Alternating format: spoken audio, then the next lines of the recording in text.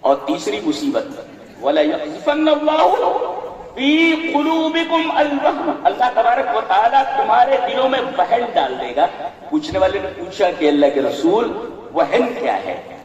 تو نبی اکرم صلی اللہ علیہ وسلم نے ارشاد فرمایا حب الدنیا، the love of the world، دنیا کی محبت دلوں میں اس طرح رچ بس جائے گی کہ اس کے سامنے اسلام اور اسلامی قوانین بے وقت ہو کر رہے ہیں، اور موت سے تم کو بہت ڈر لگے گا، موت کو ناپسند کرو گے تم۔ تو یہ دیکھیں حب الدنیا۔ اب آپ دیکھیں خلافت عباسیہ اور خلافت عثمانیہ کے زوال سے لے کر سقوط کرناٹک تک آپ دیکھیں کہ تمام حکمراں ہیں اسلامی آپس میں رسہ کشی ہے اقتدار کے لیے، آپس میں رسہ کشی ہے مال و دولت کے حصول کے لیے، بس اس کے علاوہ ان کے پاس کچھ نہیں۔ مسلمانوں نے اسپین کے اوپر، پہلے وہاں گات کر کی کوئی قوم رہتی اسپین میں اندلس، پھر عیسائی لوگ ان کے اوپر غالب ہوئے، جانتے ہیں؟ پھر عیسائیوں نے ظلم و زیادتی کی جب انتہا کر دی تب مسلمان آئے، اور پھر مسلمانوں نے تقریباً 800 سال تک حکومت کی۔ آپ جانتے ہیں 800 سال تک انہوں نے حکومت کی، اور سائنس کو، ٹیکنالوجی کو، علم کو اتنی ترقی دی کہ اس کی کوئی نظیر نہیں۔ اور یورپ کے پاس بھوکا ننگا تھا۔ مصر کی لائبریریوں کے اندر آپ مخطوطے دیکھیں تو آپ کو معلوم ہوگا کہ ان کے خطوط موجود ہیں جو انہوں نے اسپین کے علماء کو لکھے تھے۔ اسپین کے علماء کو انہوں نے خط لکھے تھے بادشاہوں نے کہ ہمارے بچے آپ کے پاس جا رہے ہیں اور ان کو تعلیم دیجیے، ان کو تعلیم دیجیے، پڑھائیے، ورنہ یورپ کے پاس کیا تھا؟ بھوکا ننگا تھا وہ۔ تعلیم کے زیور سے آراستہ کرنے والے یہ اسپین کے علماء تھے، ہر میدان میں آگے تھے اور دین سے جڑے ہوئے تھے، اپنے علماء سے جڑے ہوئے تھے۔ لکھا ہے اس میں کہ یہ اپنے علماء سے، اور مسجدیں 500 مسجدیں تھیں جس میں مسجد و خطبہ ہے، اور 500 مساجد کا مطلب یہ ہے کہ لوگ نمازی تھے، پرہیزگار تھے۔ بعد میں کہا جاتا ہے جب زوال آیا تو یہ مسجدیں بالکل خالی تھی۔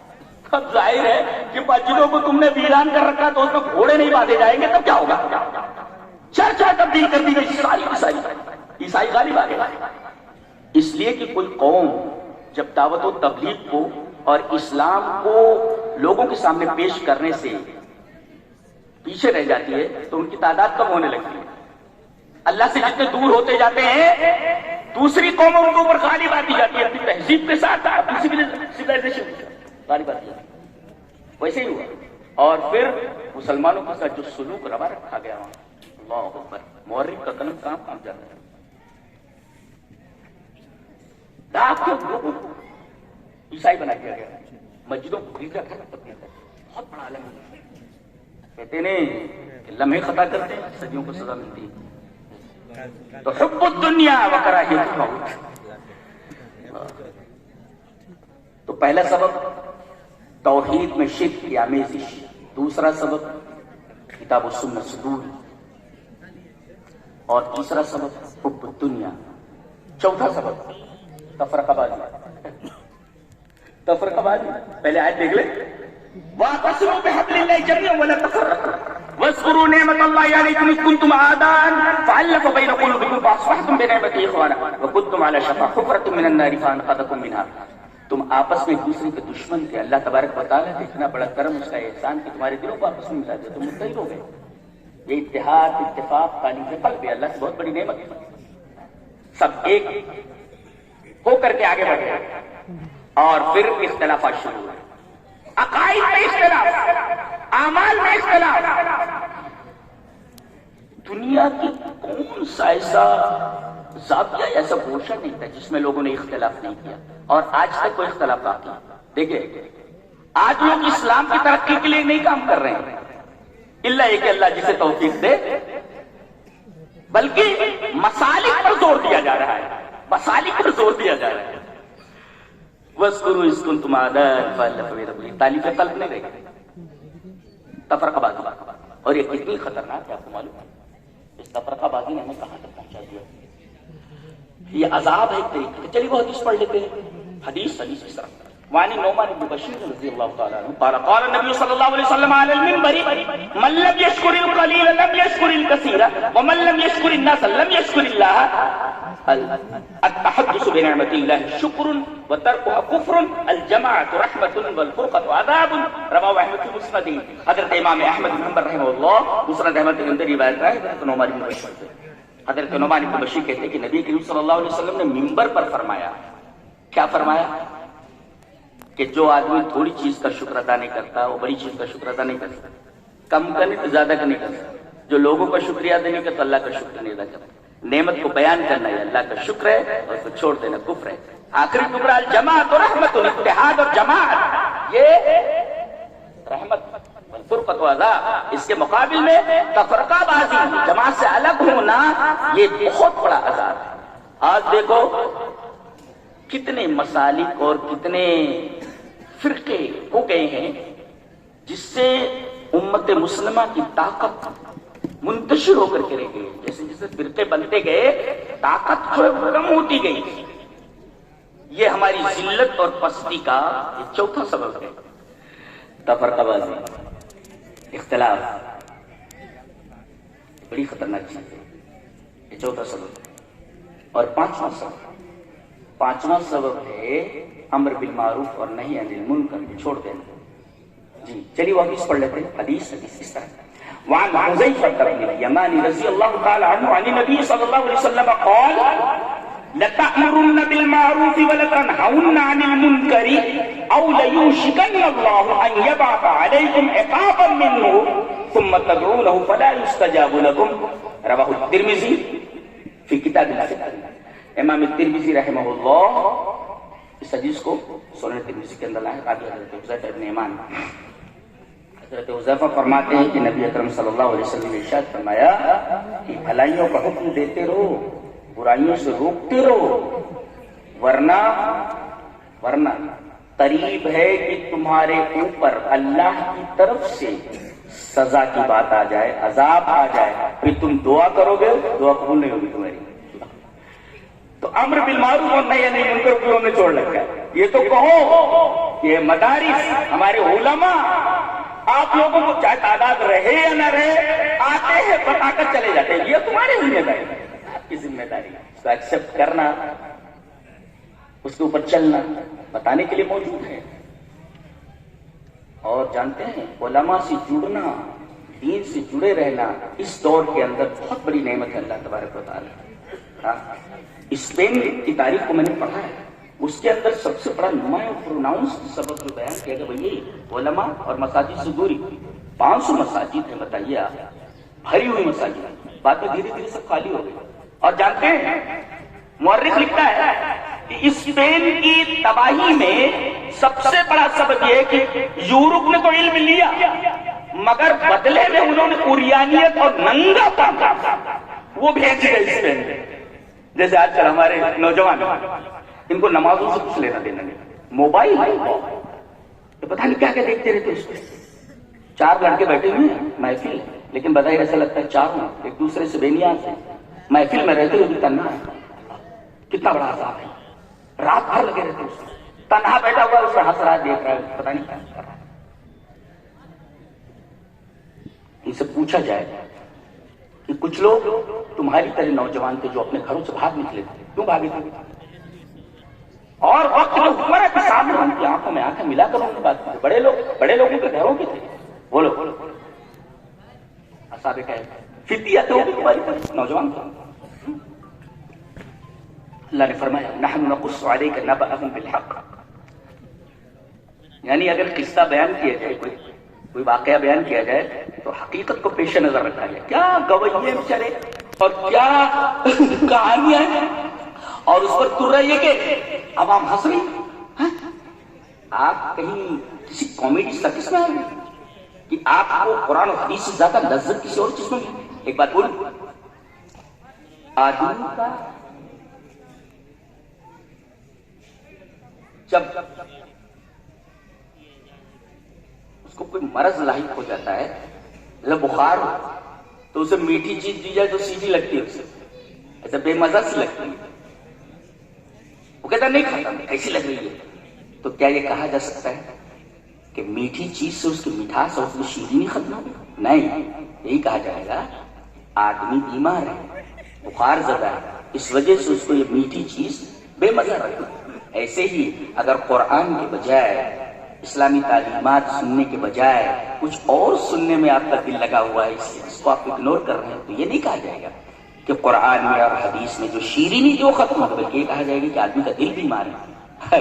یہی تو ہے نا دل، یہ بڑی عجیب و غریب چیز ہے تو معمولی ایک لوتھڑا، لیکن سختی پر آ جائے، خرابی پر آ جائے تو پورے بدن کے نظام کو درہم برہم کر دیتا ہے۔ یہ صالح رہے تو پورا نظام آف باڈی، پورے سسٹم آف باڈی صحیح رہتا ہے، اور یہ خراب ہو جائے تو پوری باڈی کا نظام درہم برہم ہو کر دیتا ہے۔ بہت خطرناک قرآن اسی پر اترا ہے، نزلہ علی قلبک، تمہارے دل پر یہ قرآن اترا ہے۔ تو دل جب تک نہیں لگاؤ تو قرآن کو نہیں سمجھنا ہے، قرآن سے محبت کے لیے دل چاہیے۔ جی تو یہ آیا ہے۔ حذیفہ ابن ایمان نے فرمایا کہ نبی کریم صلی اللہ علیہ وسلم نے ارشاد فرمایا کہ تم بھلائیوں کا ضرور بھی ضرور حکم دو۔ ایسا نہیں ہے کہ گاڑی آپ دیتے رہو، نہیں، بالکل وہ نون تاکید ثقیل ہے، تاکید کی جا رہی ہے کہ آپ جو ہے بھلائیوں کا حکم دیتے رہو، تمہارا فریضہ ہے۔ کنتم خیر امۃ اخرجت للناس تأمرون بالمعروف وتنہون عن المنکر وتؤمنون باللہ، یہ تؤمنون باللہ کو بعد میں لایا گیا ہے، یعنی خاص طور سے تمہارا جو فریضہ ہے بحیثیت امت مسلمہ وہ یہی ہے کہ آپ اس لیے برپا کیے گئے ہیں کہ آپ لوگوں کے سامنے اچھی باتیں رکھ کے برائی سے روک دیں، وَلَتَنْهُونَ عَنِ الْمُنْكَرِ، ورنہ اللہ کی طرف سے عذاب آ جائے گا۔ یہ سب عذاب میں مبتلا ہے ہم لوگ، ہماری عزتیں داؤں پر ہے، ناموس داؤں پر ہے، ہمارا دین داؤں پر ہے، تو اللہ حفاظت کر رہا ہے، اس نے حفاظت کی ذمہ داری لی ہے قرآن حکیم کی، ورنہ ہم نے تو ایسا ماحول پیدا کر دیا ہوا ہے کہ اس کے بارے میں الفاظ نہیں مل رہے ہیں کہ اس حالت اس کیفیت کو لفظوں میں بیان کیا جا سکے، جانتے ہیں آپ؟ تو یہ 5 اسباب ہیں جو بہت سارے اسباب کو ملا کر کے اگر دیکھا جائے تو 5 اسباب میں سے کوئی نہ کوئی سبب ان 5 کے اندر آ جائے گا۔ توحید ہماری خالص نہیں ہے، کتاب و سنت سے دور ہیں ہم، حب الدنیا ہے ہمارے دلوں کے اندر، امر بالمعروف و نہی عن المنکر سے دور ہے، اور اسی طریقے سے تفرقہ بازی ہماری گھٹی میں پڑی ہوئی، سارے لوگ جانتے ہیں کہ تفرقہ بازی کتنا نقصان دہ، لیکن ڈٹے ہوئے اس کے اوپر، پتہ نہیں کیا اس کے پیشے میں میرا خیال ہے کہ اقتدار یا مال دولت کی ہے بس۔ اچھا، یہ 5 اسباب ہمیں امت مسلمہ کے زوال کے پس منظر میں نظر آتے ہیں، بیک گراؤنڈ میں۔ کچھ لوگ کیا کہتے ہیں، نہیں مسلمان اس وجہ سے پیچھے ہیں دنیا میں کہ وہ ٹیکنالوجی میں پیچھے ہیں، سائنس میں پیچھے ہیں، اکنومی میں پیچھے ہیں، ان تمام چیزوں میں پیچھے ہیں۔ آپ کو معلوم ہے کہ اسپین سے سیکھ کر کے یورپ گئے۔ اسرائیل کے بارے میں میں نے پڑھا، اتنے ذہین ہیں وہ لوگ، سچ اللہ نے فرمایا سب تم کو پوری دنیا میں ہم نے فضیلت دی تھی، اس فضیلت کا انہوں نے کوئی رسپانس نہیں دیا اللہ تبارک تعالیٰ کو، پوری دنیا میں فضیلت عطا فرمائی، پورے عالم میں اتنے ذہین ہیں وہ لوگ۔ آپ کو معلوم ہے ایک ڈرپ اریگیشن ہوتا ہے، ابھی میں نے انگریزی میں پڑھا ڈرپ اریگیشن، دیکھو کتنے لوگ 85 لاکھ ہیں میرا خیال ہے، اور پوری دنیا کے سر پہ سوار ہیں، پوری دنیا کے سر پہ سوار ہیں، اور یہ وہی لوگ ہیں کہ وہاں ان کا بہت برا حال ہے، اندلس میں ان کے ساتھ عیسائی ہر ظلم روا رکھتے ہیں، انہی کے ساتھ۔ یہ قوم 1 کروڑ تک ہے، 85 لاکھ، لیکن ٹیکنالوجی بہت فاسٹ ہے، بہت زیادہ فاسٹ۔ ڈریپ اریگیشن کے بارے میں پڑھ کر مجھے حیرت ہوئی کہ اگر 50,000 پودے لگے ہوئے تو انہوں نے ایسی ٹیکنالوجی ایجاد کی ہوئی ہے کہ اس ٹیکنالوجی سے پانی کا ایک قطرہ بھی اگر اس کو ملنا چاہیے وہی اتنا ملے گا، اور کھاد کا ایک ذرہ جتنا ملنا چاہیے جس پودے کو اتنا ہی ملنے والا ہے، اتنی فاسٹ ٹیکنالوجی ان کے پاس، جانتے ہیں؟ ڈریپ اریگیشن انہوں نے کہاں سے سیکھا تھا؟ مسلمانوں سے سیکھ کے آئے تھے۔ تو کہتے ہیں کہ بھئی مسلمانوں کے پاس وہ ٹیکنالوجی نہیں ہے، مسلمانوں کے پاس اکنومی نہیں ہے، مسلمانوں کے پاس سائنسی ترقی نہیں ہے، اس وجہ سے وہ ذلیل و خوار ہیں، تنزل اور زبوحالی کا شکار۔ نہیں، ان سے پوچھا جائے کہ دیکھیے خلافت عباسیہ آپ کو معلوم ہے کہ اکنومی اور دنیاوی ترقی میں اور علم میں اتنی فاسٹ تھی وہ کہ پوری دنیا میں اس کی کوئی نظیر نہیں تھی. اس کی تہذیب، ثقافت، علمی ترقی، مادی ترقی، اکنامی، ٹیکنالوجی، ساری چیزیں. میں کہتا ہوں کہ پھر منگولوں نے، تاتاریوں نے جب ان کے اوپر حملہ کیا تو یہ برتر تہذیب ایک کمتر تہذیب سے کیوں شکست پائی؟ ٹیکنالوجی تو ہے تمہارے پاس، علم تو ہے نا تمہارے پاس، اکنامی ہے نا تمہارے پاس، مادی ترقی تو ہے تمہارے پاس. یہ بھوکے ننگے لوگ آئے اور پورے بغداد کو انہوں نے ایک شمشان بنا کر کے، قبرستان بنا کر کے ویران کر دیا پورے بغداد، اور چند علاقوں کو چھوڑ کر کے پورے ممالک کے اوپر چھا گئے. سوال وہی ہے جو ہمارے مذہب بیزار مفکرین یہ کہتے ہیں کہ مسلمان اس وجہ سے پیچھے ہے کہ ان کے پاس ٹیکنالوجی نہیں، یا تو سب ہے ان کے پاس. تو ایک برتر تہذیب ایک کمتر تہذیب سے کیوں ہار گئی، کیوں شکست کھا گئی؟ اس کا مطلب سبب کچھ اور ہے. سبب وہ نہیں ہے جو تم بتا رہے ہیں، سبب کچھ اور ہے. اندلس میں بھی ایسے ہی ہوا. 800 سال تک حکومت کی آپ نے مسلمان کو کر رہی. کون سی چیز ایسی آئی کہ بھئی خطوط موجود ہیں کہ باقاعدہ لکھے جا رہے ہیں اسپین کے علماء کو کہ ہم اپنے بچوں کو بھیج رہے ہیں اپنے تعلیم لیجیے. تعلیم میں تو کمی ہے، سائنس میں کمی نہیں ہے، ٹیکنالوجی میں کمی نہیں ہے، اس کے بعد بھی سبب تو ہے. یہ سب قرآن و سنت سے انہوں نے اسلام کو جیسے جیسے چھوڑا ویسے ویسے زمان میں اقتدار ان کے ہاتھوں سے نکلتا چلا گیا. اقتدار پر کھیتی بھی ڈھیلی پڑتی چلی گئی. یہ سبب. تو خلافت عباسیہ کا یہ حد ہے. خلافت عثمانیہ کے بارے میں آپ جانتے ہیں، نصف عالم کے اوپر، نصف دنیا کے اوپر اس نے اپنا سکہ جما رکھا تھا، لیکن زمان میں اقتدار اس کے ہاتھ سے نکلتا چلا گیا. خلافت عباسیہ کا وہ حال ہوا. مغلوں نے یہاں پر حکومت کی، معلوم ہے آپ کو، بابر سے لے کر کے بہادر شاہ ظفر خود کہتے 800 سال، لیکن بابر سے لے کر کے یہاں تک 200 سال تو ہمارے سامنے ہے نا. کیا حال ہوا؟ انہوں نے کیا کیا؟ اللہ نے ان کو سلطنت دی تھی، لیکن 2 طریقے بدلے. ایک تو پیر لوگ تھے اور ایک بادشاہ. بادشاہوں کو اپنے تاج اور تخت کی فکر تھی، اور یہ جو ملا تھے، یہ جو پیر تھے، ان کو اپنی سجادہ نشینی کی پڑی ہوئی، تو وہ اپنی سجادہ نشینی بچا رہے تھے اور یہ اپنی سلطنت بچانے کا چکر. انہوں نے دعوت کا کام کبھی نہیں کیا. کہتے ہیں فلاں صاحب نے اتنا کام کیا کہ 1 لاکھ. بعض لوگ تو کہتے ہیں داہنی طرف سلام پھیرا تو اتنے 1000 لوگ مسلمان ہو گئے، بائیں طرف سلام پھیرا تو اتنے لوگ مسلمان ہو گئے. بھائی اطراف میں دیکھا جائے دلی کے تو سارے کے سارے تو ادھر اہل توحید تو ملتے نہیں، الا ماشاء اللہ.